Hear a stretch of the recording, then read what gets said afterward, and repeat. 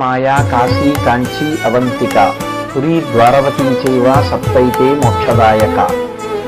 భారతదేశాన్నంతటినీ ఒక ఆధ్యాత్మిక కేంద్రంగా ఉపాసన చేసినటువంటి ఋషులు ఈ 7 నగరాల్ని మోక్షపురాలుగా నిర్ణయం చేశారు. మోక్షపురాలు 7లో 6 ఉత్తర భారతదేశంలో ఉంటే ఒక్క కాంచీపురమే దక్షిణ భారతదేశంలో ఉంది. ఆ కాంచీపురంలో కామాక్షి పరదేవతా స్వరూపం లోకంలో ఉన్న వారందరికీ కూడా కొంగు బంగారమై ఆవిడ పేరే కామాక్షి అయిన కారణం చేత తన కన్నుల చేతనే అందరి కోరికలు తీర్చగలిగినటువంటి కల్పవల్లిగా భాషించింది.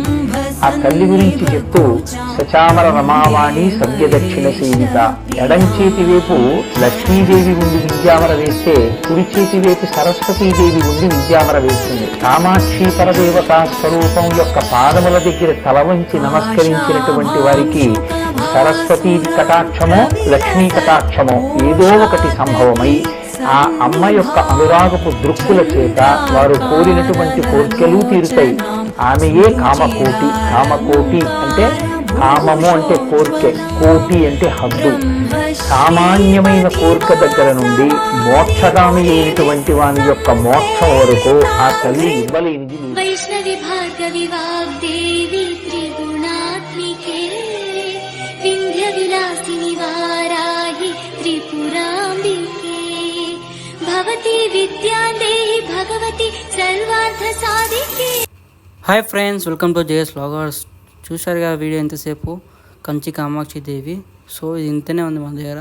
నెక్స్ట్ వచ్చేసి వరదరాజుల స్వామి టెంపుల్, ఇది చూడండి. ఎంతటి ధనవంతులైనా ఎంతో పలుకుబడి కలవారైనా జీవితంలో ఒక్కసారి మాత్రమే దర్శనం చేసుకోగల స్వామి ఎవరైనా ఉన్నారా అంటే ఆ ప్రత్యేకత తమిళనాడు కాంచీపురంలోని అత్తివరదరాజ స్వామికే దక్కుతుంది. ఈ స్వామిని రెండోసారి దర్శనం చేసుకునే అవకాశం లభించిందంటే ఇక జన్మ ధన్యమైనట్టే భావిస్తారు భక్తులు. ఎందుకంటే భక్తులకు 40 ఏళ్లకొకసారి మాత్రమే లభిస్తుంది కాంచీపురంలోని అత్తివరదరాజస్వామి దర్శనం. దీంతో స్వామిని కన్నులారా వీక్షించి పులకించిపోతున్నారు భక్తులు. వరదరాజస్వామి ఆలయంలోని అనంత సరోవరంగా పిలిచే పవిత్ర కోనేరులో ఉంటుంది అత్తి వరదరాజస్వామి విగ్రహం. ప్రతి 40 ఏళ్లకొకసారి బయటకు తీసి ప్రత్యేక పూజలు నిర్వహించడం ఇక్కడ ఆనవాయితీగా వస్తోంది. 48 రోజుల పాటు జరిగే ఈ వేడుకల్ని అత్తి వరదర్ ఉత్సవాలుగా పిలుస్తారు. ఈ సమయంలో వరదరాజస్వామిని దర్శించుకోవడానికి ప్రపంచ నలుమూలల నుంచి లక్షలాదిగా భక్తులు తరలివస్తారు. తొలి 40 రోజుల్లో స్వామివారు నేల కొరిగిన భంగిమలో పూజలందుకుంటారు. చివరి 8 రోజులు నిటారుగా నిలబడ్డ భంగిమలో భక్తుల్ని అనుగ్రహిస్తారు స్వామి. 48 రోజుల తరువాత తిరిగి కోనేరులోకి వెళ్లిపోతారు పెరుమాళ్. గత నెల 28న వేకువజామున 1 గంటకు అనంత సరోవరం పుష్కరిణిలోని 4 కాళ్ల మండపం అడుగున గల అత్తి వరదర్ ప్రాచీన విగ్రహాన్ని బయటకు తెచ్చారు వేద పండితులు. విగ్రహాన్ని శుభ్రపరిచి ప్రత్యేక పూజా కార్యక్రమాలు కూడా నిర్వహించారు. అనంతరం వసంత మండపంలో స్వామిని కొలువు తీర్చి ప్రత్యేకంగా అలంకరించారు.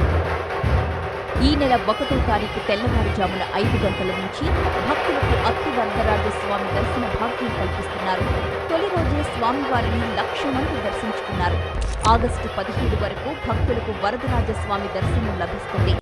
ఈ 48 రోజుల్లో 10 లక్షల మందికి పైగా భక్తులు స్వామి దర్శనానికొచ్చే అవకాశముంది. సిటీ ఆఫ్ టెంపుల్స్ గా ప్రసిద్ధి చెందిన కాంచీపురంలోని వరదరాజస్వామి ఆలయ రహస్యమేంటి? ఈ స్వామిని అత్తి వరదరని ఎందుకు పిలుస్తున్నారు? కాంచీపురం అంటేనే పురాతన ఆలయాల సమాహారం. ఇక్కడి దేవాలయాల్లో వరదరాజ పెరుమాళ్ గుడికి ప్రత్యేక స్థానం ఉంది.